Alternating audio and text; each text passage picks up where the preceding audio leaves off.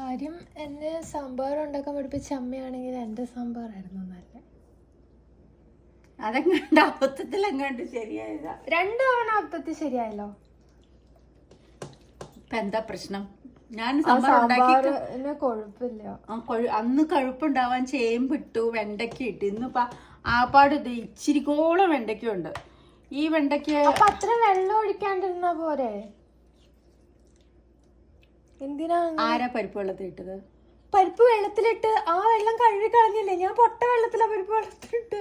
പരിപ്പ് വെള്ളത്തിലിട്ടത് ആരാന്ന് ചോദിച്ചത്,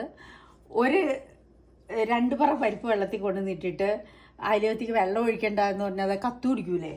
വലിയ വെളിവുണ്ടെങ്കിലല്ലേ ഉള്ളൂ. എന്നിട്ടത് വെള്ളം പറ്റിച്ചെടുക്കണം. എന്നിട്ട് ആ വെള്ളം ഞാൻ കഴുകി കളഞ്ഞിട്ട് പുതിയ വെള്ളം ഫിൽറ്ററിൽ നിന്ന് എടുത്ത് ചേർത്തു. ഓ, ഈ കുന്ത എന്റെ വയറ് മുട്ടി മുട്ടി ഓണാണ്.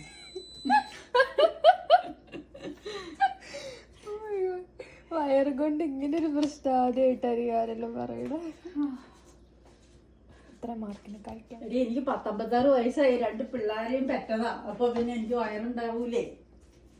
എക്സസൈസ് ചെയ്താൽ മതി. പിന്നെ എക്സസൈസ് നിന്റെയൊക്കെ പ്രായത്തിൽ നിന്റെ അത്രയും കൂടെ വണ്ണം പോലും എനിക്കുണ്ടായിരുന്നില്ല. ഞാൻ എൻ്റെ പഴയ ഫോട്ടോ ഒക്കെ എടുത്ത് നോക്ക്. അത് കഴിഞ്ഞ് പിന്നെ മനുഷ്യൻ പ്രായമാവുന്നതിനനുസരിച്ച് ശാരീരികമായിട്ടുള്ള ക്ഷമതകളൊക്കെ കുറഞ്ഞു വരുമ്പോ എക്സസൈസ് ഒക്കെ കുറയും. പിന്നെ ഇപ്പൊ മുന്നേ എക്സസൈസ് ചെയ്യാറുണ്ടായിരുന്നു. ആ നാട്ടിലായിരുന്നപ്പോ നല്ലപോലെ ജോലി ചെയ്യുമായിരുന്നു. അതല്ല എക്സസൈസ്.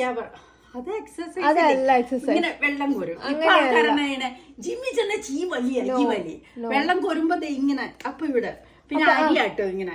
ഞാൻ ചെറുപ്പത്തിൽ ഇഷ്ടം പോലെ അരി ആട്ടിട്ടുണ്ട്. കുനിഞ്ഞടിക്കും. കട്ട് ചെയ്യുമ്പോ